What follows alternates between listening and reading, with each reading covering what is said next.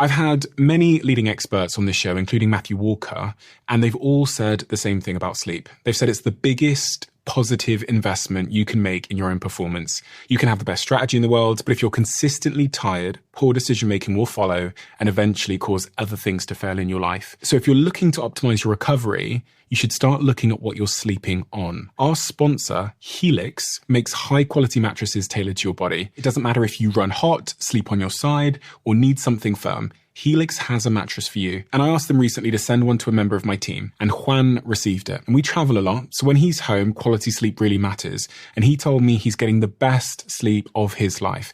And the data backs it up, with 82% of people in a Helix study saying they saw an increase in their deep sleep. And with a 120-night trial, you've got 4 months to prove it to yourself. You can get 27% off at helixsleep.com/diary. That's helixsleep.com/diary. Before we start, I've got to be honest with you about something. When we recorded this episode with Mel C, it was honestly one of the most moving, heartbreaking, inspiring, revealing conversations I've ever had on this podcast. And I've been looking forward to sharing this conversation with you for some time now. And then we had an incident where one of our hard drives was stolen and we lost the audio for Mel's mic, which is really, really heartbreaking because of all the episodes to lose the audio for it to be this one has been very hard to deal with. And I think I want to start by apologizing to Mel because she came here, she shared her story in such a profound, vulnerable way. And I've carried the sense of guilt because when people come here, not only are they giving us their time, but they're giving us their story. And for some people, as is the case in this conversation, it's the first time that story has been shared in this way. So I've been really struggling with that. But because it was such a profound story, and to make sure we honour all of that which Mel gave us by coming here, we spent a lot of time fixing the audio we do have, which actually comes from one of the cameras that's rolling, not from the microphone in front of her. We've worked with a specialist to try and repair the audio as much as we possibly can. And this is one of the episodes where I'm asking you for a favour, which is to stay with us. I know it's not always easy to listen to audio when it's not as crisp as this audio sounds right now, but there's a story underneath the lack of clarity in the audio, the lack of crispness in the audio that needs to be heard. It's one of the most amazing stories we've ever shared. And so I hope you enjoy this episode. And we've put many measures in place to make sure that we never lose any audio or any footage ever again. In this case, it was out of our control, but this episode is worth it, so we're putting it out anyway. You're going to enjoy it. There's an element of guilt attached to my success. It was joyless, because I had a secret, and it was killing me. Mel C! The early days of the Spice Girls were the best, and I feel blessed, but with it has been some really tough times. It was fucking dramatic how it went down. The tabloid media were brutal. We all got called terrible, horrible things. Did you notice a change in yourself at all after that? Definitely. That was the catalyst. Why? I became very, very ill. I couldn't control my eating. I was struggling to get out of bed. It was killing me. I think, did becoming famous ruin my life? Did it ruin me? Sometimes I question that. And yeah, that's my view of it.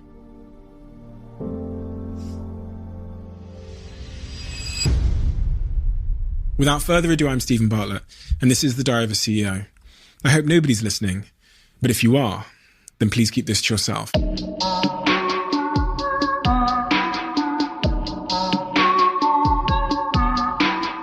Melanie, when I sit here with people, I always try and figure out the best starting point. I always know I'm going to start at the very beginning. But with you, when I was reading through your story, it was quite clear to me that the things that shaped you started at a very, very young age. I'm talking when you were 2, 3, and 4 years old. So can you take me right back to the very start? I'm guessing that's like sort of 1976-ish? It is. And you're right. Things that happened to me when I was a toddler really define a lot of who I became. I grew up just outside Liverpool, and I was born in West Spiddle, my parents and I lived in a place called Rain Hill, and they divorced when I think I was about 3 years old. And my life kind of quite quickly changed, as lots of young people would be affected like that.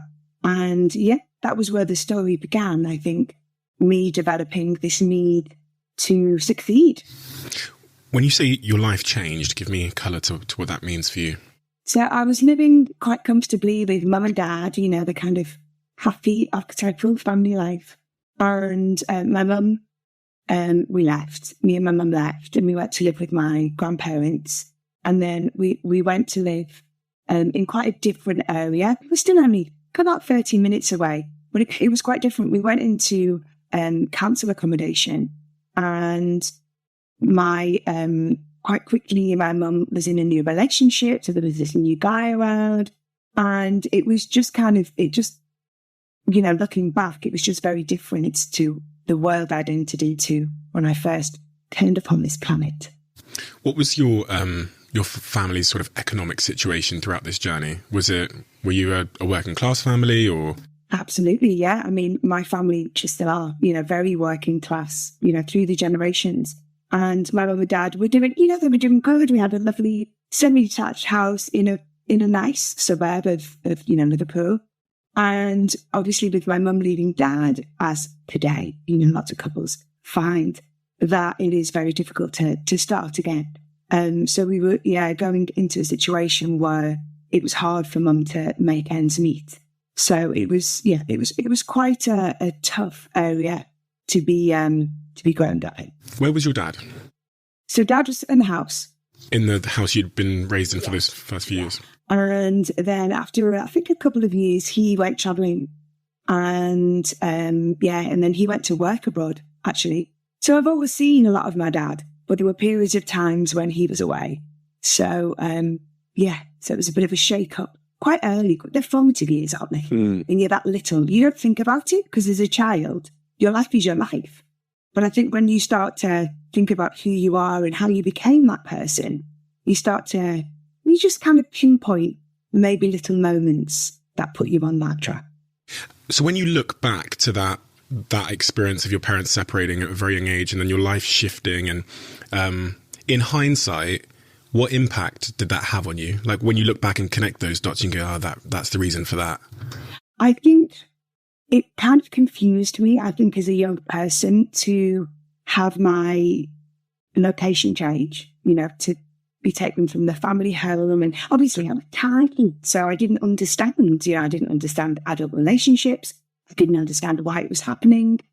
So this little series of events, and then, I've got a stepdad, and then I had a new sibling, and then I had stepbrothers. And so there was just quite a lot of big things happening in my little world. And it made me just kind of confused to where I belonged, who I was, how I fitted in to that new dynamic. And, as I got older and my dad remarried, and I have this incredible family, it's very complicated and it's huge. And I have half siblings, step siblings and step parents. And it's lovely. But I think for me, being the only child of my mum and dad sometimes made me feel a little bit of a spare part. And I think that's what made me feel like I had to make myself a place in the world, and my own place in the world. And I think also it was about kind of earning the love of these people. I kind of felt like I had to prove that I was worthy of existence. It sounds melodramatic, but I think as a young person, especially going through my teenage years, you question everything, don't you? Why I'm here. And a lot of that for me was like, do I deserve to be here? And so I had to make myself worthy of being here. And you think that started because of your parents' separation, and in this new context of these other siblings that felt maybe belonged more than... Yeah, I think especially when, both my parents remarried, and they're both really happily remarried and have gone on to have more children. And I love my parents, and I love my step-parents and all of my siblings. But for me, I sometimes feel quite alone. And I think that is what propelled me in some of the issues I went on to have in later life. for good and for bad. I think there's been real benefits to those feelings. And it's made me very determined, very conscientious, but also it's made me very hard on myself and a little bit of a perfectionist. One of the things that I was quite surprised to read was this almost contradiction between you really looked up to your dad. I think you wrote in your book that you almost worshipped him, but then when he left, it was almost like there wasn't a reaction from you. Yeah. I know. It's so strange to me. It's hard when you're that young, isn't it? Because your own memories are such little tiny snippets and you remember, and we all remember things. But for my dad, I put him on a pedestal and I still do, he's my hero and he always will be. But yeah, he went away and he went away for his own reasons. And as an adult, completely understand that, and he needed to do that. But yeah, I kind of shut down, I think.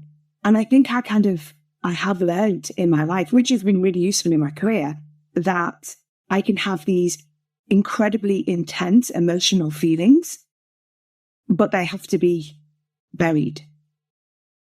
Not healthy, but helpful. In the short term. Yeah. Yeah. But I think if your knowledge, you have the knowledge that you do that, I think that can help in just maybe not doing it or trying to do it too much. Is that the first time you kind of recall those early years where you think you might have just buried a set of emotions and not addressed them? That blocking out of it just to keep on keeping on? Yeah, I think some of it is my personality, but I think some of it was circumstance that I don't like to rock the boat. I don't want to cause people problems. I want to always make sure everybody's okay.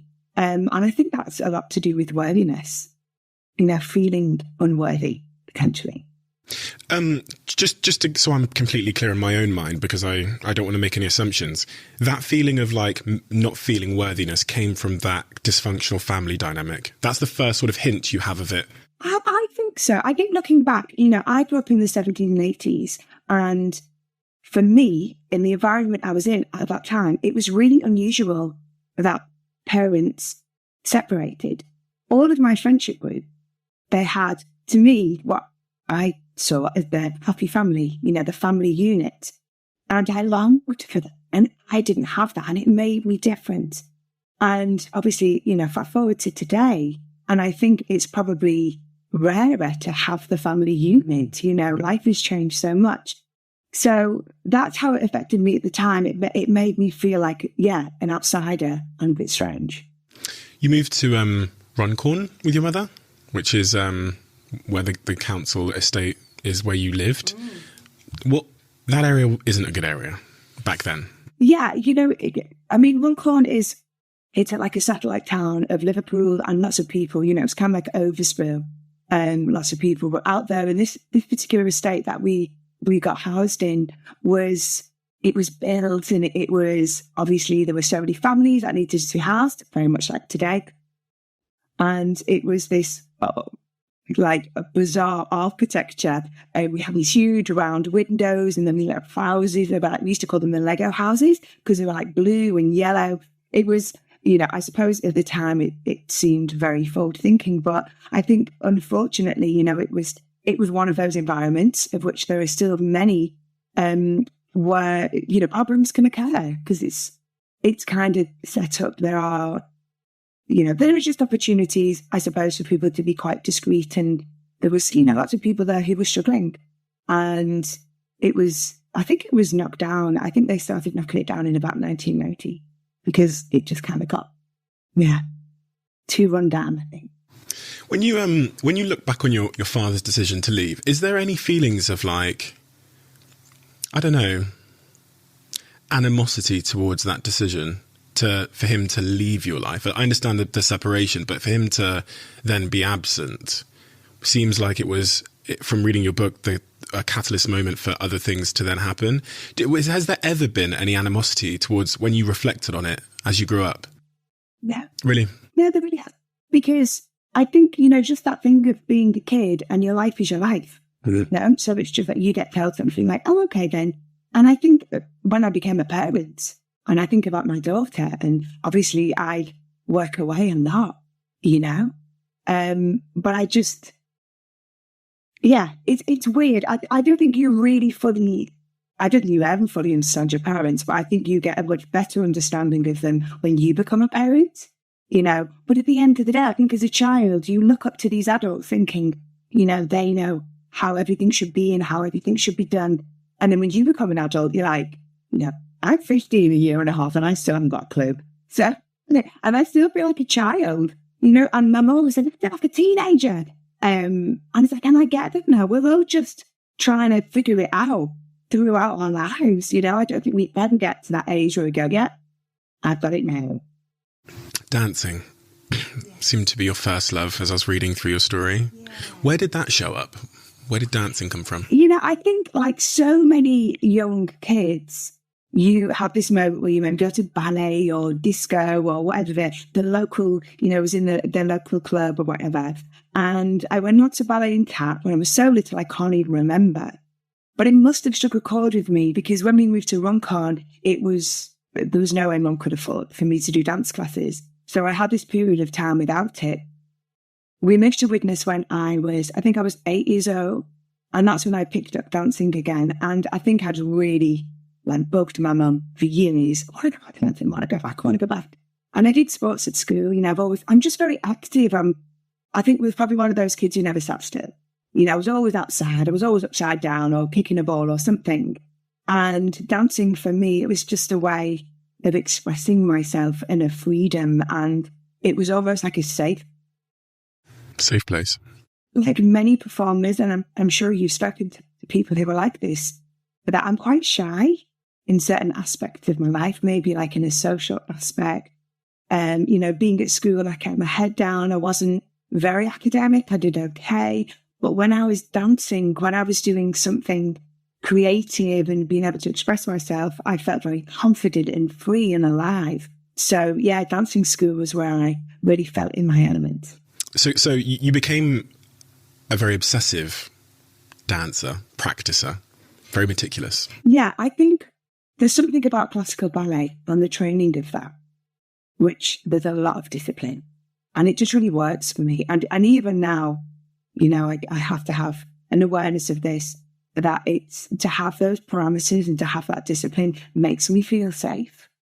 I don't really know where that comes from, but I'm very hard on myself. And I think I'm a little bit of a workaholic because I feel like when I'm in a workspace and I'm being very disciplined, that I'm safe.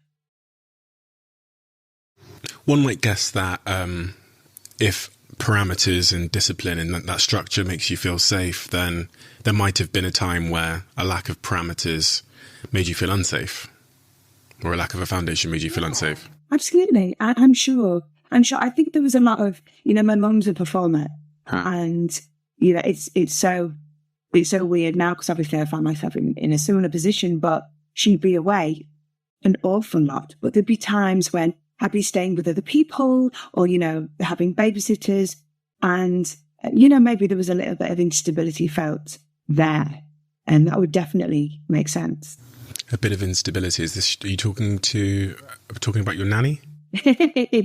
Yeah. There was a little period of time where, yeah, my mum had employed someone to look after me who, you know, she felt was a great person for the role. But unfortunately, you know, the girl, she was maybe a little bit too young to take on that responsibility and had kind of moved me out of our home.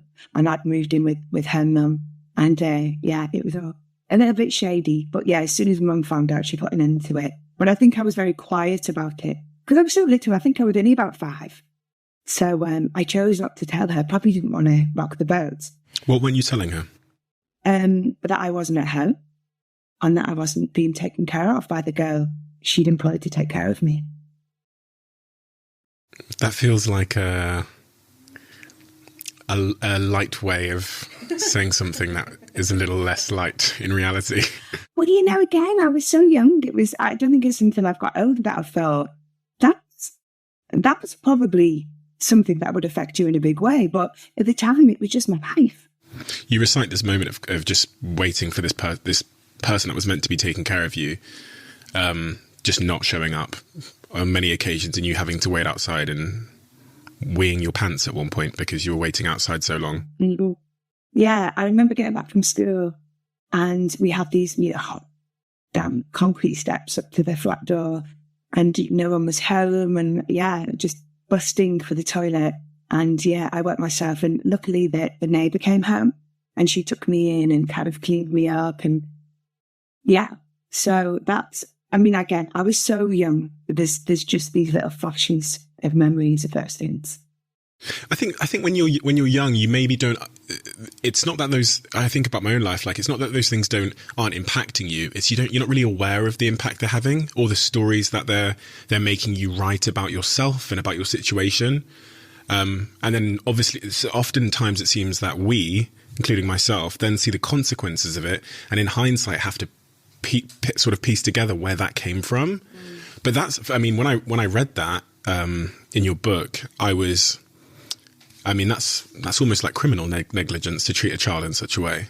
And I think about the departure of your father, your mum then departing to go and pursue her career, and then you ultimately ending up on these steps, urinating your underwear because of this negligent nanny. And that's where I think, that is, that must have been formative to some degree. Yeah, I mean, I'm a big believer in therapy, and I've been having it for many years. Probably I only started to do that because of my time with the Spice Girls and how much of a head fuck that was. But it's really interesting because you do look at your habits and the things that you do and why you do them, and so much of it comes back to your childhood. Dancing was your first love. You become very disciplined at that, and eventually off you go to study in London, and that's where you find singing. Yeah. Which had you been doing it before? Because my mum was a singer and she had deals in the 70s, she had a couple of record deals with different bands, but, it hadn't worked out the way she would have liked it to. She did great, but didn't get to those heights that all of us performers to get to. So I just knew growing up, it's really, really hard. Working in the music industry is really difficult. So, my young brain goes, okay, I want to be a pop star, but it's really hard. So I love dancing and I love singing. So theatre, because I loved musical theatre as well. I went to Performing Arts College and I was pursuing that. And I'd sung a little bit, but I never really had confidence in my voice. But there was this weird thing of, it just gave me so much joy, actually more joy than dancing. I was in college, I was in my second year, and we had these competitions that would happen every year. And I was singing a song, and it was the first time I just had a moment with an audience where I just really felt this energy, this transaction between myself and them. And it was when I was singing, and that was it for me. That was the moment. It was like, it is singing. That is it. That is what I have to do. So eventually you and 400 other young women respond to a advert in a magazine. Mm-hmm. What was that advert? Okay, so the stage newspaper was when you leave Performing Arts College, you're an actor, a dancer, a singer, whatever, you go for your auditions. The stage is where you find your auditions. Found myself at an audition I didn't want to be at, handed a flyer for a girl band, and I'm like, that's it, and that's what I'm going to do. You get handed a flyer. A lot of people are being handed that flyer. Mm-hmm. Did you know then that you said, that's it, that's what I want to do. Did you know then that you wanted to be in a girl band, or did you mean, that's it, I'm going to apply, and I think that's more befitting of where I want to go? It's hard to know exactly because of what's happened since then. Yeah, of course. But my telling of the story is, I just had a really strong feeling at that time that I was going to, whatever this thing was, I was going to be a part of it, and it was going to be something incredible. What did that flyer say? I think it said something like, are you 18 to 24? I think it was like the wording of it, streetwise, can dance, sing, fun-loving, I don't know. Yeah. But it was just basically an audition, an open audition, anyone come along, put the girl band together, okay. Music management. And I went along to that audition. And how did that go? It went well. I was recalled. We had to dance, and then we were recalled to sing, and then we were all sent away, and then we were called back. But when we were called back, I was ill and I couldn't speak, let alone sing. So, I missed my first opportunity of being in this band. You missed your first opportunity? Yeah. So I was really sick. I kept getting tonsillitis, and I was really poorly when the recall happened. And so I begged my mum to call in and just say, give Melanie a week. I get better, she'll come and sing for you. But they were like, no, we've already chosen the girls. I'm afraid it's a no this time. And there was lots of auditions that were no's. So it was like, oh, well, it wasn't meant to be. But then a couple of weeks after that, I got a call to say, somebody hasn't worked out. We'd like to see Melanie again. And then that was my chance to get in the band. Christ. That is a pivotal phone call. Yeah. It's bizarre. Yeah. And I often think about the other girls who had potential, because that still wasn't the five that everybody got to know. I think there were 3 girls from the beginning of the band being put together who didn't end up being part of the final lineup of the Spice Girl. It's funny, isn't it? When you think back at even being handed that flyer, you think, what path would I have walked potentially if that person that day hadn't given me that flyer? It's a really strange thought, isn't it? Yeah, it's a sliding doors moment, isn't it? But I really, because often in interviews you'll be asked, oh, if you didn't do this, you do? And I'm like, I have no clue. It's funny. I think about it because there was an early point in my career where I got a phone call saying a day before saying this 16-year-old kid that was meant to be speaking at this event had dropped out last minute, and could I get to London? I had no money. I ended up bunking on the megabus. This 16-year-old kid had just sold his business for 30 million, so they needed like a young entrepreneur last minute. Found me because I was on some website at 3 a.m, asked me to come, and that sent me off in my career. It was where I got my investors from, that one talk. I think if they hadn't asked me to be there, how would my life have been different? And the weird thought, which we never consider, is that maybe I would have been happier. Mm-hmm. Have you ever thought that? Mm-hmm. Often, yeah. I wouldn't change my life. Obviously, I'm so proud of the things that I've achieved, and I have an incredible life, and I absolutely do my passion. I've just had a weekend of it, 3 shows over the weekend. And I feel blessed, but with it has been some really tough times. And sometimes I do think, wow, I think, did becoming famous ruin my life? Did it ruin me? Sometimes I question that. It's a hard one to answer, isn't it? It really is. Because you don't know the alternatives, so you can't. Yeah. But I think the thing is, it's like, it's always so important, isn't it? To remember we're on a journey, right? What's the destination? The destination is death. Just to enjoy this journey. And I remember the early days of the Spice Girls were the best. Before we released anything, we had the most fun because it was this excitement. What's going to happen? What can it be? And then when it happened, it was incredible, but there's a lot of pressures that come along with it. So everything starts to change. In those early years then, so before you've released any music, you stumbled around trying to find management for a while, right?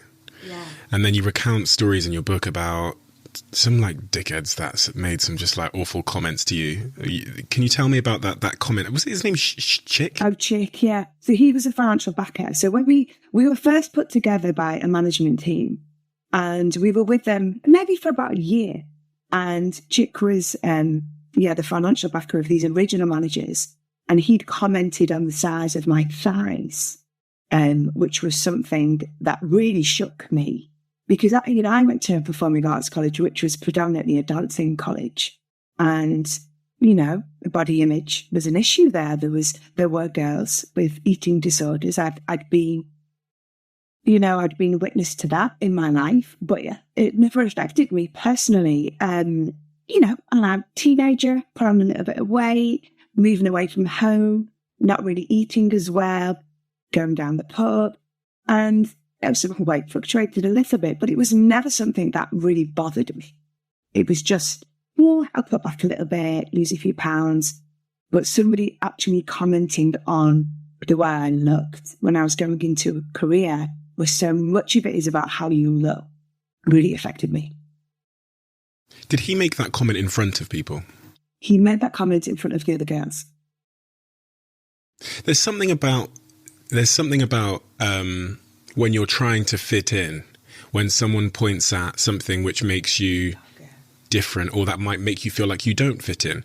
And from just listening to your early years where fitting in and feeling worthy was so important to you, for someone to then in a group of people where you belong, that band, to say this is why you don't fit, essentially, with that comment, I can't think of anything more hurtful for one's self-esteem. Especially as a young person, because, think about it, I was probably 19 at that point, which at the time, you feel like you're all grown up, and back at college, going out into the big wide world. You're a child. You're still young and so vulnerable. Well, Victoria said to you that he had said comments to her about her weight as well, or her appearance. Yeah. I think, it was very much at that time. I went to dance college, so teachers would say, you need to lose weight, what's that stomach do there? I've spoken to dancers recently about the culture of that, because, recently there's been a lot talked about in the gymnastics world. Oh, yeah. And there was definitely a culture within dance which was very cruel and heartless and shaming, body shaming, which is changing. But, dance teachers, there are some really lovely, nurturing ones out there, but some of the best dance teachers are horrible. Carrot and the stick, isn't it? It's quite an old-fashioned way, but it worked in some ways, but it's very damaging. Did it change your behaviour, that comment from him? Did you notice a change in yourself at all after that? Definitely. That was the catalyst. That was the catalyst for me it was like a wake-up call. It was like, if I want to do this, if I want to be a pop star, and you have to remember, this was like the 90s as well. So it was, body image was a very different thing then. Thank God there's so much more body positivity now, But back then it was all about being stick thin. And I thought, wow, if I'm going to do this, I have to fit the mold. And so then it was a gradual thing, but it was like the eating and the exercising. And that's when it began. Yeah. From a comment like that, which he probably didn't give a second thought to, Isn't that crazy? It's crazy. We never really appreciate that one comment can have such a profound impact and change someone's, the trajectory of their health or their well-being in such a significant way. Just one comment. Yeah. Just a few words. Yeah. I think it's a bit of a trigger, isn't it? So that happened. And I think obviously I was feeling vulnerable and it knocks your confidence. But then it's I think it's like a little chain of events that leads you down that road. Right. So that maybe was the little start of it. It ignited it. The first domino to fall. Yeah. On that journey trying to find new management, you stumbled across Simon Cowell as well, and he must hate when you recount this story because... It's so funny because this is the thing, right? Everybody remembers things differently because he said yes, but we said no to him. So basically, we got to the point where we were going to record companies. We were looking for a record deal, so we left the original management and we had some demo tapes. And we were going around meeting managers, meeting record labels, and most people were very positive.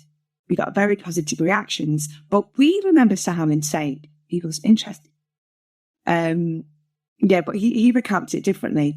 So that's funny, isn't it? Because obviously then it was the 90s. He was a record company exec. He wasn't known to the wider public.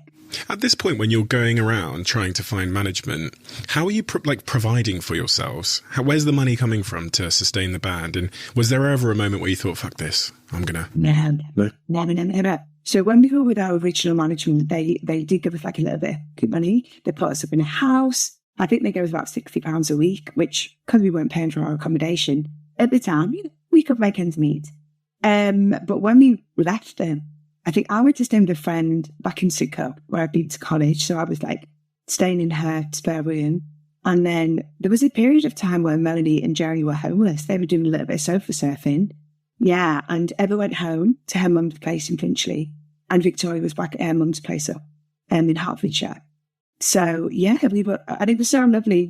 I remember we go to Emma's mum's place and she'd do loads of toast for us and wrap it in tin foil, and that would be breakfast. And yeah, we never thought, it was never an option to give up.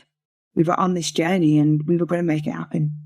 How long was that period between you leaving your initial management to ultimately when you found Simon Fuller and, you know, that kind of, it began with Virgin? Yeah. How long was that? How big was that gap? It wasn't as long as a year. Okay. Within a year. It was maybe about 8 months or so. But we had somebody who was, you know, very kindly looking after us. So what we'd done before we left our original management, we talked our original management into putting on a show.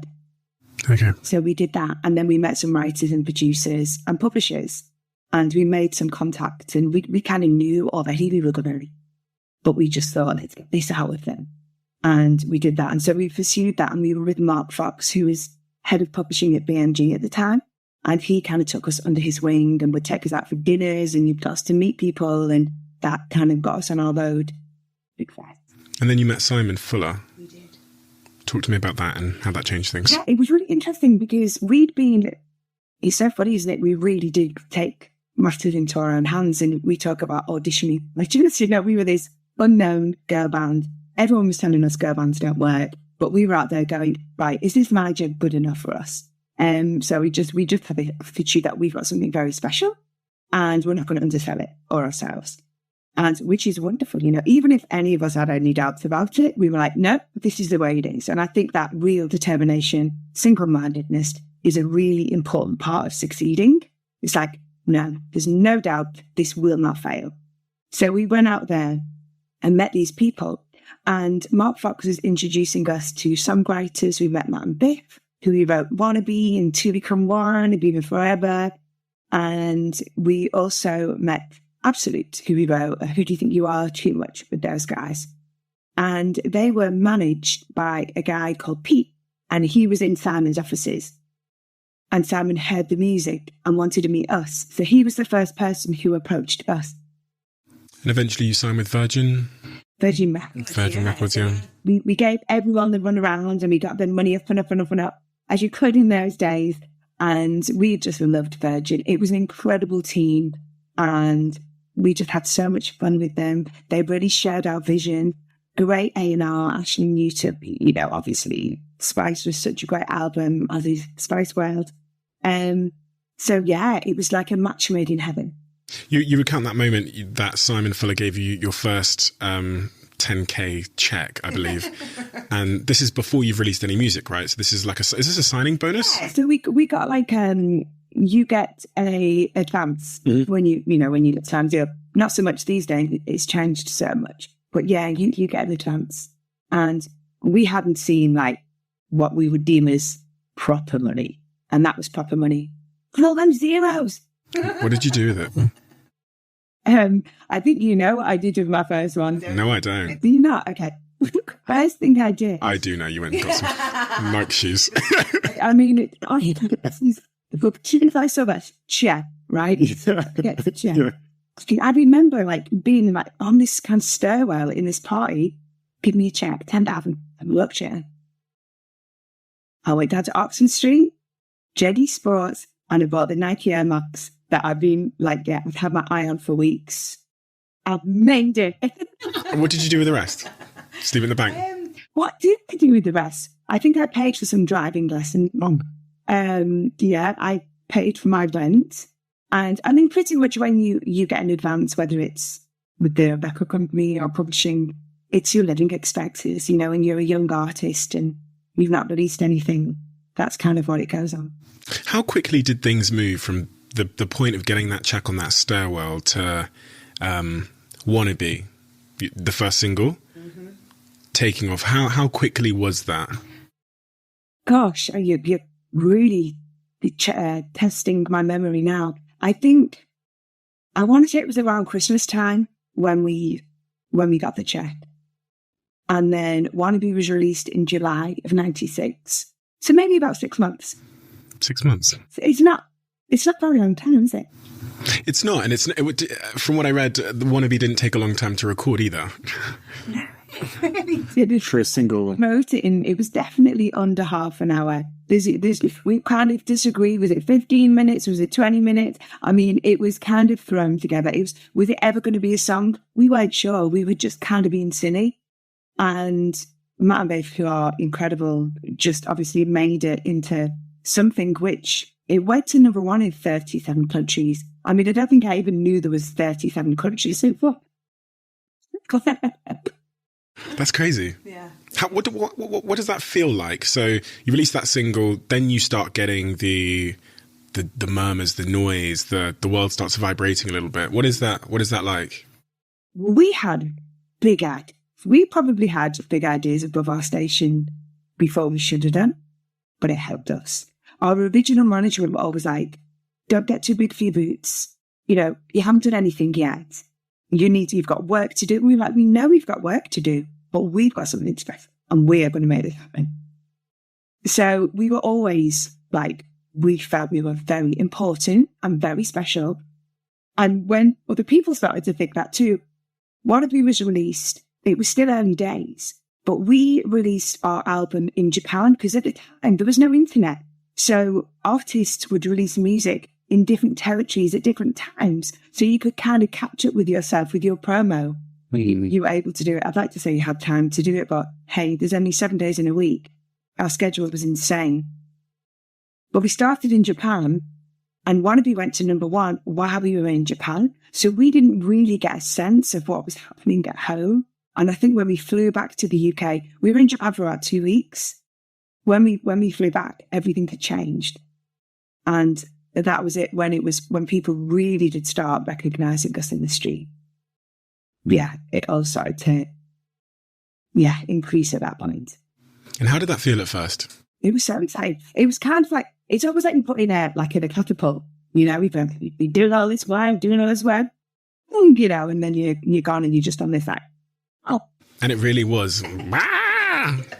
I was trying to make sure I had the dates right before, because when I was looking at the amount of time from that first single to the number 1 albums and the meteoric global superstardom, it feels like this much time. I was like, I'm sure I've got the dates wrong. There must be like a decade like typo somewhere, because it was just a couple of years. It's not even a 14 years, right? Wannabe's released in July 1997. Jerry left the band in the spring of 98 when we were 2 shows short of our European leg of the tour. So it wasn't a full 2 years that the 5 were together doing the thing, you know? That's mad. I don't understand that. Right? We got together in 94. That's when we all first met. So together a couple of years beforehand. But yeah, by 98, spring of 98, Jerry had gone. We went on to do our US leg of the tour as a full piece. We come back. Melanie and Victoria had their babies. So obviously everything started to change by that point. It was a very different chapter in the lives of the Spice Girls at that point. In my head, the Spice Girls were like 2 decades. Which one get ridiculous? Yeah, maybe that's why. Maybe the music lasted, obviously, but when I was reading that, it was like 2 years. I was like, what? How is that possible? How is two albums and a movie and a world tour, and yeah, and all those MTV music videos that were playing in my house constantly because of my sister. Blame your sister. But I listened to the odd CD when no one was in the house, but it's my podcast, we can edit that out. But when you think about why you were successful, because there were a lot of other girl bands at that time, and there were even other girl bands that had a similar fundamental message of empowerment, and as you call it, girl power. I think you can't say that anymore. I think that's a bit of people don't like using the word girl, but girl power and feminism and female empowerment. Why, in hindsight, do you think that you broke through, and these others who were there before you, and in some situations were much better placed? Why did you win? I think the stars were in alignment. Whatever the magic was with that dynamic, that we are so different, that we are quite strong in our individuality, that we made the decision to dress how we each felt comfortable.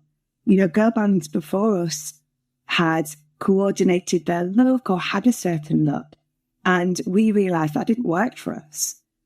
We wanted to make pop music. We loved pop music. We loved so many genres. But we felt like there was a space for a female band. We kind of looked at bands like Take That and New Kids on the Block. And there was no girl bands doing that. And that's what we wanted to do. And I just think just all those little elements, a lot of them accidental, our nicknames, which we never came up with. It wasn't a marketing idea. It was Top of the Pops magazine. Peter Lorraine, who was editor there at the time, just thought it would be really fun to give us some nicknames. And they stuck and they became part of the brand, and they still live on to this day. I mean, in the US, we're known mainly by our nicknames. So, yeah, at the start, like I say, it feels like they were just in alignment. It was meant to be. We had this idea that something was going to happen, but I think it was written in the stars. Timing seems to be quite important in hindsight as well. When you think about where the world was it ready for this message? Was it ready for a band like this? Because, if you'd been maybe 10 years earlier, maybe it wouldn't have worked out, or 10 years later. But it's funny, the case of timing. And then even when you think back to being handed that flyer, the timing of that, it's quite serendipitous and, the butterfly effect of just these things linking up, and it can be quite spooky. Yeah, it really is. You're right. At the time, so the 90s, it was a period of growth in the UK. It was quite a positive time for the country. We just kind of come out of the grunge years, music. Indie was big here. And, we can't, say, you're welcome, female empowerment. Yes, we brought that. This was something that was bubbling and moving and changing. And we were just really fortunate that we hit it at a time when more and more people were getting on it, And I think because, people often talk about feminism with the Spice Girls. And it's like, we feel like, we were young. We had a point to prove. We wanted to be a girl band for girls. And we wanted to talk about female empowerment and how girls could do whatever they wanted to do. No one was telling us we couldn't do something. And it enabled us to take feminism and make it more, palatable to the younger audience. We had fans of 3 years of age. A pop band or a music act that never had that before. And even now, it's amazing. I do these shows and I go out and I do solo stuff and I do a couple of Spice Girl songs. And there's so many young kids in the audience loving and discovering the Spice Girls. And it's incredible. It still captures their imagination. That pressure, though, people often talk about the pressure of being in a band, but the pressure of being in a girl band at that time, especially when even, the media were very vicious, and there wasn't an awareness around the impact of words on mental well-being and how that can impact people, strikes me as being an even more difficult time than today of being in, well, we have social media now, which is also an exacerbating factor, but talk to me about the pressure of public scrutiny back then on young women. You're right, the tabloid media were brutal. I think things have improved. Not that much. I mean, it is quite shocking now when I look back at articles from the 90s and noughties, just like the wording that was used. I think they're just a bit more sneaky with it now. We're still saying the same things, but in a slightly different way. But back then it was just, I got called. We all got called. Like terrible, horrible things. And as a young person, I think for anyone, and you're right, the generation now have social media to deal with it, which I think is equally as damaging, if not more so in many ways, because you can't escape it. Can you? Your phone is, I wake up, first thing I do, look at my phone. Luckily now I have the skin of a rhino. So if anyone's saying anything negative about me, I can usually push it off. But yeah, back then I was trying to figure out, who am I? These people are telling me I'm this thing. They're criticizing me. I'm not talented enough. I'm not pretty enough. I'm stupid. I'm a loudmouth. I'm this. And it's like, who am I? Am I who I want to be? Am I who they tell me I am? Should I be who they want me to be? It's so confusing. And that was, I think, another, we were talking about these different elements that got me, because I became very, very ill around 2000. And, the eating and the exercising, and from chicks' words and certain things that had happened, being photographed constantly, but being commented on constantly, was a big factor in that journey. Your demeanour changed when I mentioned that. Did it? It looked like it genuinely. I could see how that phase of your life had impacted you, just from the change in your. Quite emotional. Yeah, I don't think anyone can ever, it's really hard, because I'm always in this place where there's an element of guilt attached to my success. And I think that's exacerbated by people going, well, you're famous. You put yourself in that position. And something I explore in the book is, people who want to be famous probably are the people least quite to deal with it, because, we're looking for acceptance and love and adoration, and to be that vulnerable and to put yourself in that position only to be criticised is a bad combination. And I think, with the tabloid media as it was back then, it's horrific. I've looked again recently because, there's been certain reasons why I've been having to read old articles myself, and I'm just shocked at them. I don't want to jump forward too far with the story, but I did suffer with a couple of eating disorders, one of them being binge eating disorder. I was very depressed, and I gained some weight, because I've been underweight for a long, long time. And my body was just like, it was just a reaction. It was like, I am starved of any nourishment. Heal me, feed me. And, obviously the big change in that made me gain weight. And it wasn't an enormous amount of weight. I think I went from probably about a size, I suppose it just sounds like a lot if you say like a size 6 to a size 14. But then a size 14, I don't think is even the average size of women in the UK. And they called me Sumo Spice. How disgusting is that?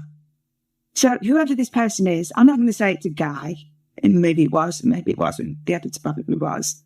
But they thought it was appropriate to call a young woman who actually had been open, because she kind of felt she had to be, about her issues, and it was okay to call her Sumo Spice. How sick is that? It's pretty fucked up, isn't it? Worse things happen. And, worse things happen in the world. But in my world, at that time, when that happened, it was devastating. Gosh, it's disgusting, isn't it? They couldn't do it now. They couldn't do that now. But like I say, it's all a bit reading between the lines now, isn't it?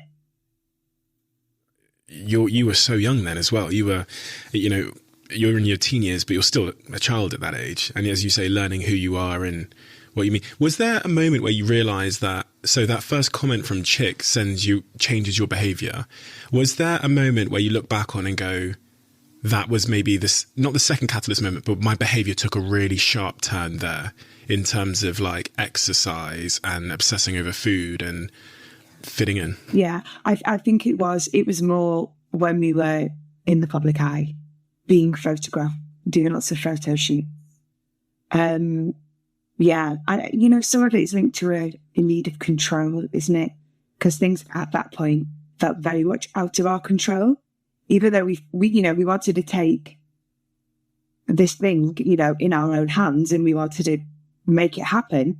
I think because when things with the Spice Girls became uber successful, which was very quick after the release of Wannabe, we're flying on over the world. You're in a bubble. You're in this crazy bubble, and it's great. You're having an amazing time. Well, you can't do things on your own terms anymore, but you can control what you put in your mouth. Or you can be in the gym where people don't leave you alone because don't bother rushing in the gym. You write about how you turn into a robot. Mm-hmm. What do you mean by robot? Okay, so I think I found it the only way I could survive the experience was by switching off my feelings. I had to eat a certain way. I had to exercise a certain amount, and I couldn't not do it. So I had to switch off any of those like human emotions or any of those, just even listening to my own body. There was a task that had to be done and I had to complete it. I'm a robot. I must do it. And that was kind of my inner dialogue. And you recount this this day of reciting that while being on a running machine, which I found almost quite unnerving and quite strange, looking in the mirror and telling yourself that you're a robot. Yeah. That actually happened. You were looking in the... I can completely remember being in the gym right now. I'm in the treadmill, kind of in the middle of a row of treadmills. And yeah, that was my way of coping. To like shut off. Just this body is just a piece of machinery that will do what it has to do. And there was no choice. That was the thing. There was no choice. That was the way it had to be. And it wasn't until I had, which I imagine was a break in 2000 when I just, I hit rock bottom and that's when I kind of fell apart because the robot wasn't working anymore. Have you, when you think back at that young girl, how do you feel about her as an much more mature person now? Yeah. How do you feel about that young girl that was going through that? Very sad for her. I feel like, it was the most incredible time of my life and the hardest. And as much as I enjoyed it, it was joyless, because I hadn't seen quit. And I was dealing with what I had to deal with and living my dream at the same time. It's a head fuck, is what it is, because I wouldn't change anything. I changed that. I became the victim of an eating disorder and exercising obsessively. I wish that hadn't happened to me, so I could have fully enjoyed the wonderful things that happened to me 100%. Life isn't perfect. There's always issues. There's always things we have to overcome. But it was fucking dramatic in how it went down. What would you say to her if you could speak to her? I'd say sorry. I do. I should feel sorry that I did that to her. Yeah. I think I've been angry as well. I think I've aimed anger at other people. But I think as an adult, you have to take responsibility for your actions. And, I don't want to sound bitter and twisted, but there were people, or, the tabloid media. I don't want to bitch and moan about the tabloid media, but, they probably need to be bitched and moaned about because they've been disgraced. But yeah, I feel sorry. I feel regretful. What would you say sorry to her for? For putting it through that. I think her through that and it feels like I have a lot of guilt attached to what I was representing for what was really going on behind closed doors. And you know what? I'm such an honest person. I can't lie. I'm so bad at lying. And I feel so dishonest if I'm not bearing myself to people. But I was living a lie. And that's probably the hardest part of it. That secret, the secret you're referring to is the eating disorder and the obsessive exercising, right? The secret you were keeping. When you say eating disorder, are you referring to the binge eating disorder? Did that come after? That was later, yeah. Okay. So, and the weird thing is actually, as you put it like that, it's like I was in denial for it as well. Because there is a little voice that goes, you can't carry on like this. But then the other voice, the bigger voice goes, you haven't got a choice. And the first eating disorder, I started to just to eat less, smaller portions. And then I started to eliminate food groups to a point because I was terrified of fat. And then I was terrified of carbs. And then I wouldn't eat a banana because it's got too much sugar in it. I do not even know how I survived. And I think often now I get so exhausted. I think it's probably 2 years of being malnourished. I lived on fruit and vegetables for about 2 years. And I was underweight. My period stopped. I've always wanted to be a mum, but I had no choice but to live this life I was living, and I was jeopardizing the chance of being a mum. I mean, how crazy is that? Just this compulsion. And then it all comes to a head in 2000 when the... Yeah. I think like a lot of, and I'm going to say a lot of women, but a lot of people really hate their bodies. I hate this. Or we used to get asked in interviews, but, what's your favourite, what would you call them, like your favourite attribute or whatever? What do you like least about yourself? What? Stupid fucking questions. Why would you ever say, never be negative in an interview? Never pull people towards your vulnerability. Do you know what I mean? I hate my short, stubby legs. You know what I mean? Just really focus on them. But yeah, I hated myself. I was never good enough. Nothing's good enough. Women do this all the time. We pull ourselves apart. I'm not funny enough. I'm not clever enough. I'm not pretty enough. I'm not sexy enough. All these things. And it's fuck, this body is amazing. And I spent all of those years just hating it because it wasn't what I wanted it to be. But you are not your body. I was talking to my family this weekend. I lost an older sibling a few years ago. And we were talking about when people pass and sadly he died of cancer. And we know in the last stages, people with cancer, it's awful to see them in that way. But I don't remember him in that way. I remember the essence of him. I remember how funny he was and how naughty he was. And it's not, I don't remember anything physical, and it's just, we just need to get away from this physical being. What defines us? It's not what defines us. We are so much more than that. And I've completely forgotten what the question was, but I just got caught. No, it's so powerful. And it was linked to it all of that sort of suppression and self-abandonment coming to a head in 2000. Yeah. So exactly. And I'd spent years like trying to make myself smaller, fit into the form that I should be to be doing the thing that I'm doing. And it was killing me. And this is why I started talking about my body, because I'm so grateful to my body because it took over and it said to me, we can't do this anymore. You're not doing this anymore. We are taking the control away from you. And it was hard because from being very restrictive with my eating and being anorexic, I started binge eating because my body, it couldn't cope anymore. It wasn't getting enough fuel. And I was depressed. I didn't know I was depressed. That never even crossed my mind that I had depression. I just knew I'd lost control over my eating, and it freaked me out because it was all about the way I looked.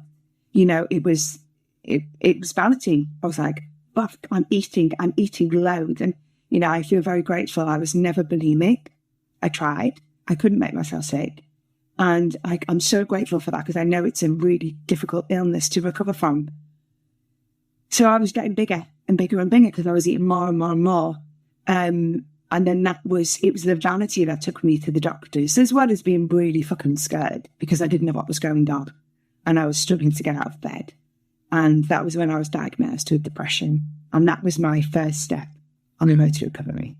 You go to that doctor who ultimately diagnoses you with depression. Can you remember that day vividly? I do. I really do. I remember sitting opposite him at his desk. And I think I said everything out loud for the first time about my eating, about crying and not being able to do that. I mean, I didn't have the words. I didn't know what anxiety was. I didn't know what depression was. So, what did you say to him? Just because I want to get a colour of what the symptoms were that you hadn't yourself pinpointed as. Well, I was tired all the time. I couldn't control my eating. I mean, I terrified myself because sometimes I'd catch myself mid-binge. It was such a compulsive thing. I'd just be in the middle of just eating and I'd be like, and anyone, and sadly I know lots of people have these issues. It's like a cycle because you do it and then you hate yourself. So you do it again and then it just keeps, getting worse and worse, and to the point where I had to go to the doctor. But I felt like I was losing my mind. I felt like I was actually going mad. And I didn't have the right words. And I know they are not the right words that we used, but those were the words I had. And he said, but first of all, we have to deal with your passion. And I was like, this weight was just lifted from my shoulders because it was like, oh my God, it's got a name. It's something that can be treated. It's something you can recover from. And that was the beginning of a very, very long journey. Very, very long journey. A very long journey. Yeah. I think I'm still on that journey, to be honest. I think depression's always there. It's always waiting in the wings to looming. But it is for me, anyway. But I'm quite good at just keeping it at bay. You learn the tricks and the tools to keep it at bay. You describe, I believe, the fear of that looming depression, or I guess the fear of going back to former ways or finding yourself in that situation as being quite a scary thing. Is it a scary thing? Something you're scared of?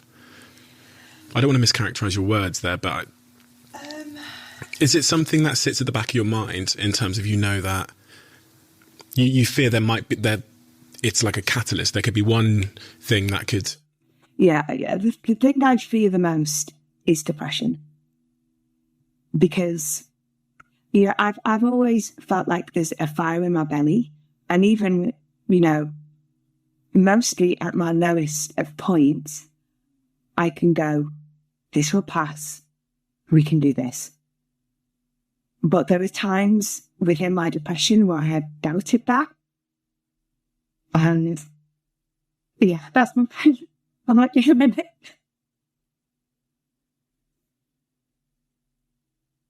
Forget to shoot. Yeah. My biggest fear is it's that, really overwhelming depression where you doubt if you can make it through beyond it. You had those moments post, mainly, where you didn't think you'd be able, there was doubt whether you'd be able to make it through a moment. Is this post leaving the Spice Girls predominantly, or was there moments throughout the experience where... We've never officially split up as the Spice Girls. Oh, really? Yeah. We took that decision because there was so much press, interest in us at the time. So, I was really, really struggling. We were working on Forever, which is the third album, as a full piece without Jerry. And I'd worked on my solo records, and I was having a really, really hard time, and it was too much. I found the environment too much, and I think the girls knew me too well. I was dealing with these demons, these inner demons, and they could just read me like a book, and I just didn't want to be in their company because I had to deal with it myself, So I did want to leave the band, but we took the decision to never officially split up because we didn't want the press intrusion. We were terrified. Because we knew. I slipped up once on a TV show. I did a show with Frank Skinner, and I used past tense. I said when I was a Spice Girl, or whatever the wording I used was, and the press jumped on it, and there was camera crews outside my house, and they chased me down the road, and it was just like we couldn't. None of us could face. And the beauty of that is now we kind of feel like at the time we needed separation. We'd been like this, our lives had been so intertwined that we needed that space. But now we've had time to do that and grow and become individuals and mums and have these separate lives. We can come back together and we really enjoy each other and respect each other. So we quite like that. We've never split up. When I was with Spice Girls, when people say I'm a former Spice Girl, I am a Spice Girl. And we will always all be Spice Girls. Even Victoria, which didn't get upstairs with 2019, she's still a very, very important part of that show. 2019, you recount in your book about how coming back together was actually a really pleasant experience, and it taught you a lot about your previous time together in the Spice Girls. But let's start with the point about Victoria then. A lot was written about that. Obviously, when press do interviews, they're trying to twist your words and find something. Wow, how can we turn them against each other? Like that's the game, right? They do. So how did you all feel when you knew that Victoria wasn't coming back to the group and you were going to be doing it as a full? Yeah, there was a few feelings about that. because obviously we were gutted. Well, you would be. Wanted her there. Yeah. Totally wanted her. And we were scared because we go, shit, are people going to want us as a 4-piece, in a different configuration? And the thing is, let's be honest here. Victoria is a huge international icon. She has gone on to be something in her own right, in the fashion world, in the world of celebrity. She's much bigger than the others of us individually. I don't think anything's as big as the Spice Girls. We all feel that.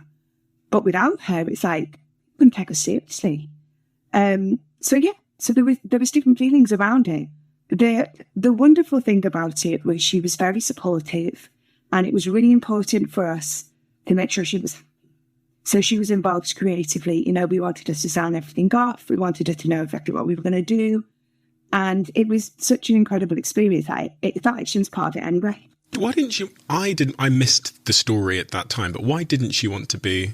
What was her public statement? What was the reason? The public statement is because of family and commitments. Okay. Which is completely, understandable. But I think, on a more personal level, and I think this has been said, I don't think she'd mind me saying, when we did the Olympics in 2012, she had a really hard time. Okay. She was petrified. I mean, we were all bloody petrified, but to the point where it's worth it. Yeah.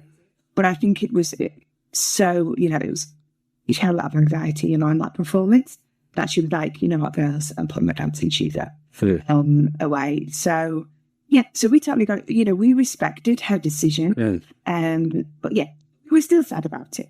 But you know what? We went on to have the most successful tour we've ever done. With her blessing, sadly without her.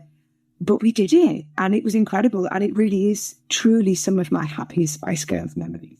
One of the things that I wish I'd asked Liam Payne when I spoke to him about One Direction and the group dynamic, and then what happens when the group are no longer making music at the time. I don't want to say split up because that is a bit loaded, but when they're no longer together is... What happens in the outside world in the media is people then start comparing the post band successes, and I think this can be very, very toxic because you're then being compared against, in the case of like One Direction, these four other individuals. You're then sort of measured. Your life then becomes measured against who did the best after. It was measured during, as you talk about in magazines, where they said who is the hottest and who is the this. And exactly. But then post. You've got, as it relates to One Direction, you've got Harry Styles, who is just, untouchable. and I wonder, like, no matter how amazing the objective success is of like another member, they're always compared to this person. Yeah. How true is that in your case? It's true. It's so hard. It's so hard to go on and become a solo artist because this is what really drives me mad about the media, right? They tell you things you already know. It's like, trusted in you. They just want the Spice Girls. I know.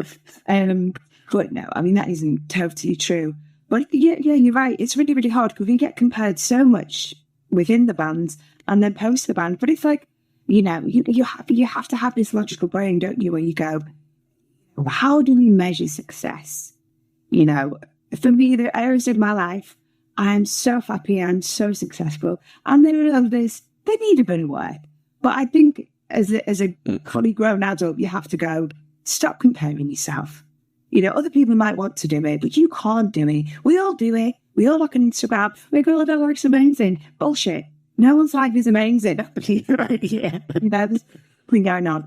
So I think, it's just, we go off, don't we, on little tangents sometimes, but it's just to just come back home and, concentrate on the important things. When you went on the reunion tour, what did you learn about your former experience from that tour? I learned it was a shame that we couldn't fully appreciate it at the time because... And you're never going to change history, and you're never going to change things moving forward because it's so chaotic and new at the time that you're a little bit survival mode. You're just kind of at points going through the motions. I meet younger artists now, like I've been lucky enough to meet Billie Eilish a few times, and I relate to her so much. I think I saw her perform at Shepherd's Bush Empire, and she was already way too big to be playing that incredible venue. And all these predominantly teenage girls were screaming for her, screaming at her and singing her songs. And it just made me go back to the Spice Girls shows. I know she's very different as an artist, but I just kind of felt this kinship with her.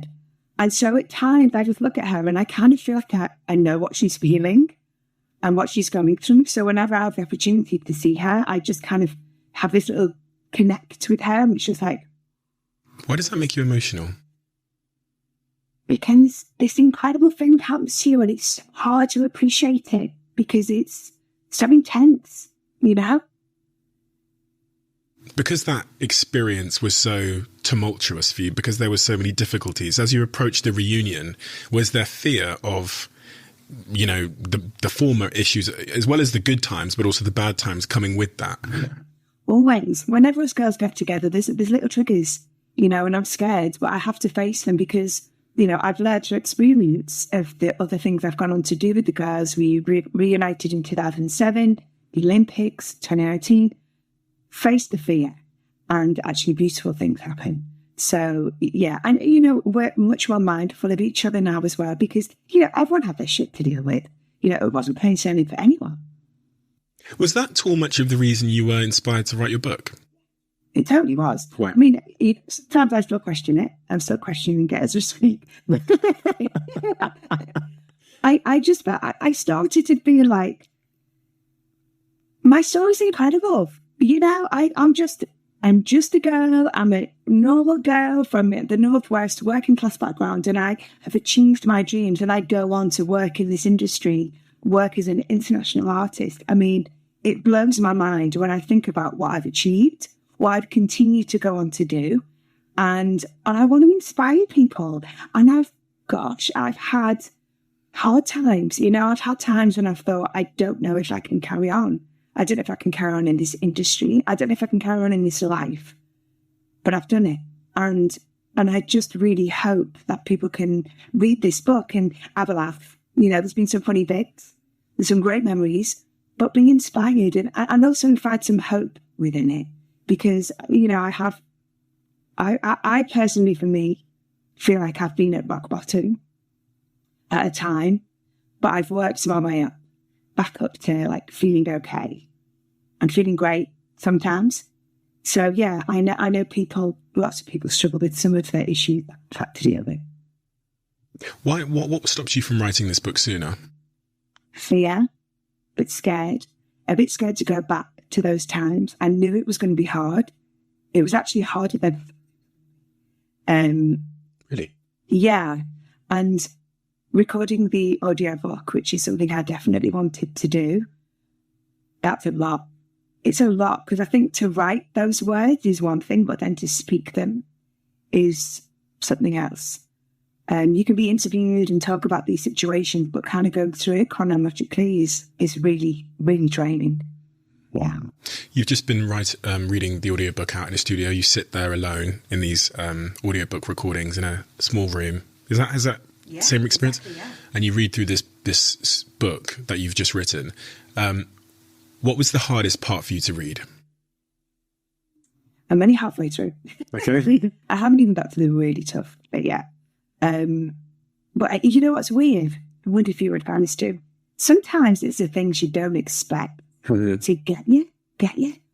I got really upset the other day when I started reading a part. I can't remember which bit it was, but it really surprised me. Because I know there's like chapter 14, like ingrained in my brain, chapter 14 is when I talk about like eating disorders and depression and that the really lowest point of my life. I know that's going to be hard to read. I've not got there yet. But yeah, some of the other points have been quite emotional. And is that part hard to read and recount now because of those feelings you described earlier, where you have the sadness for that younger version of yourself, and you also said anger? Is that why it's hard to even read it out now? You know what? I'm curious to see how I'm going to do on chapter 14. Because I think I've built up like this resilience to it as well. Because I've spoken quite openly in the media about depression and eating disorders. And I actually started talking about it probably before I was ready. Because at the time, I felt like, being a Spice Girl, it felt like it was your duty that our lives were in the public domain. And it was such a weird time because there were so many things going on. There was so much exposed about myself and other people in the entertainment industry because of phone hacking. There were so many secrets and things that probably would never have made the papers, but they were listening to people's messages. We know that this is a fact. So there was this. I felt that I had to spill my guts, and I was still very vulnerable and still very ill. I wasn't anywhere near on the road to recovery. It was just the very beginning for me.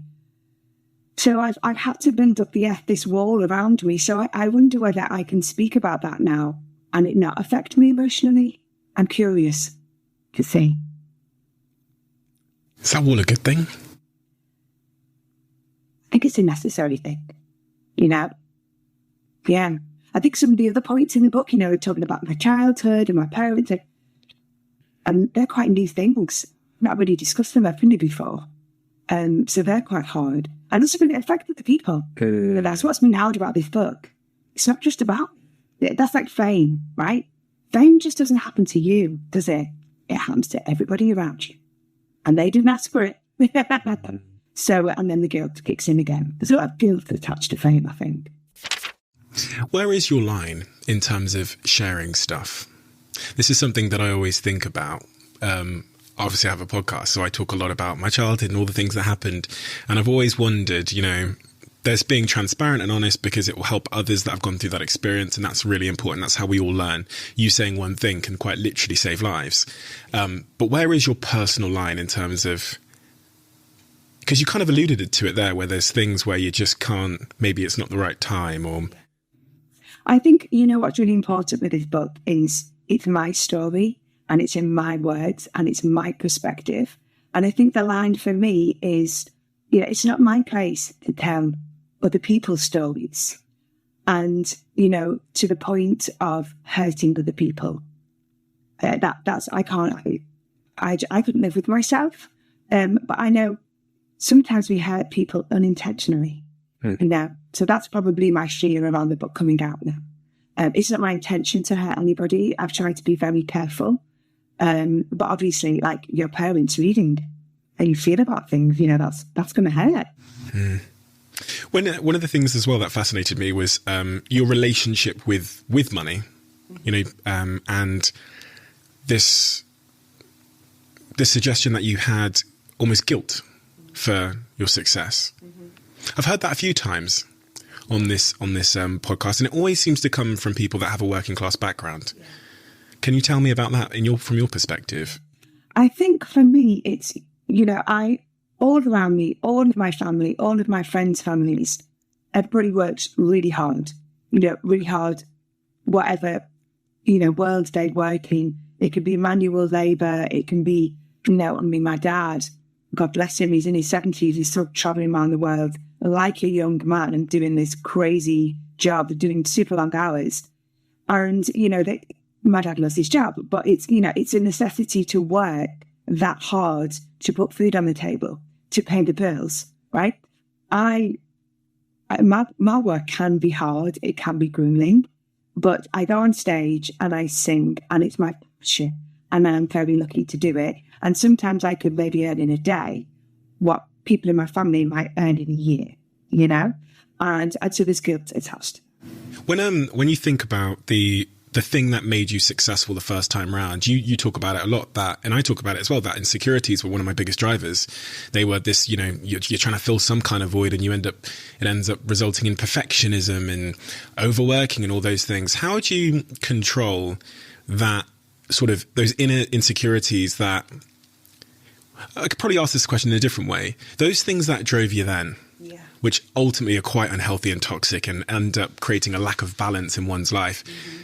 How do you stop those things driving you now? How do you stop being toxic driven?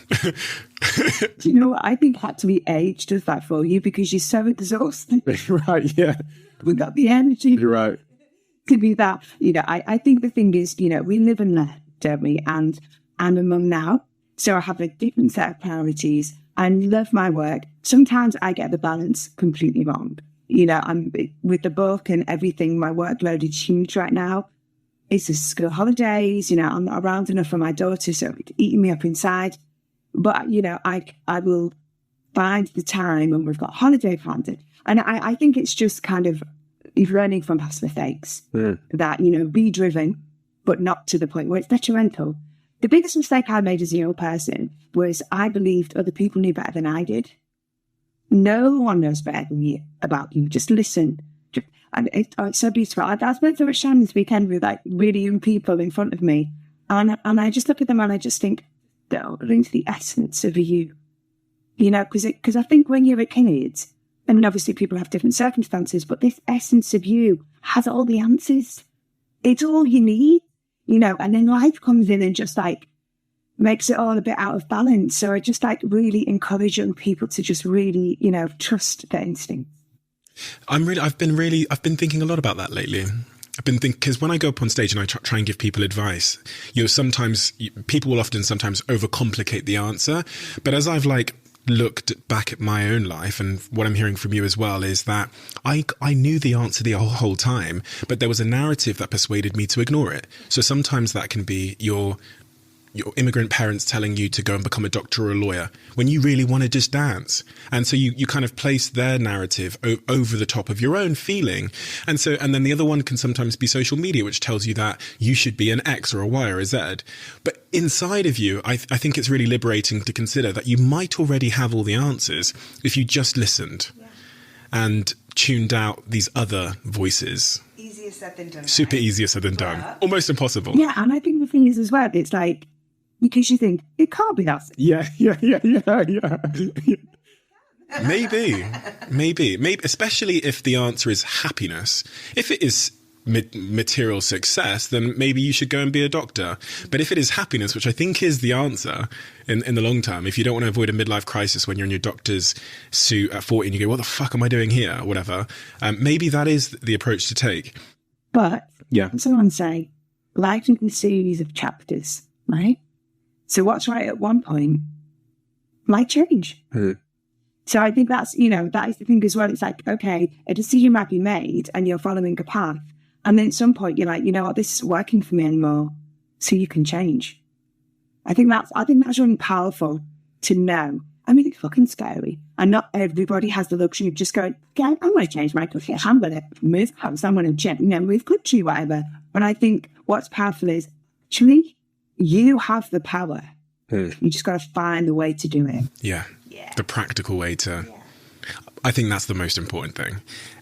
One of the other things I wanted to ask you about is when I reflect on my own early upbringing with my parents and the model of love that they taught me, not all great. What impact did the model of relationships and the separation of your parents have on your own model of a relationship and love, if any? I think the biggest impact that my parents' relationship and breakdown of their relationship and my childhood has had on me is that I yearn for a family. I yearn for that security. And I have a little girl. I'm not with her dad. And that was really difficult because I didn't want for my little girl what had happened to me. So yeah, I think I'm always looking for that environment that I don't feel like I've ever really had. We have got one last question for you. So the last guest asks a question for the next guest, but they don't know who they're asking the question to. So they write a question in the book. I don't see it on my mother's life. I don't see it until I open the book. That was the last question. Okay, here we go.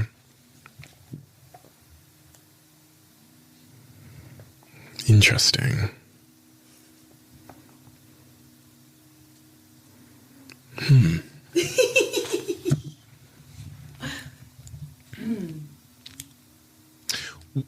This is interesting because it's a question we've been asked once before.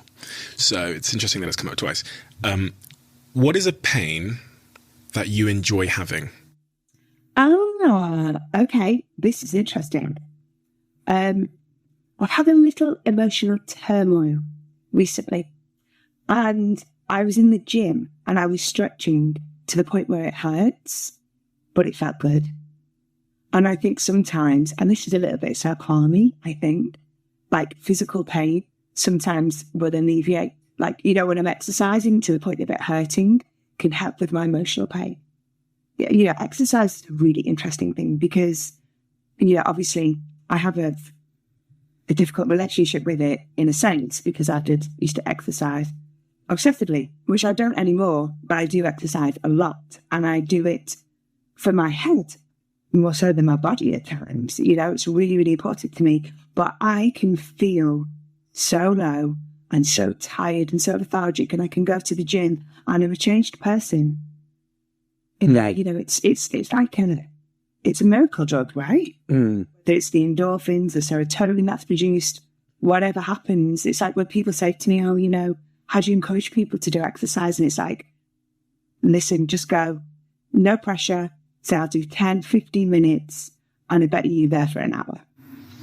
I completely agree. Yeah. That is, when that question first came into this book, my immediate response was exercise.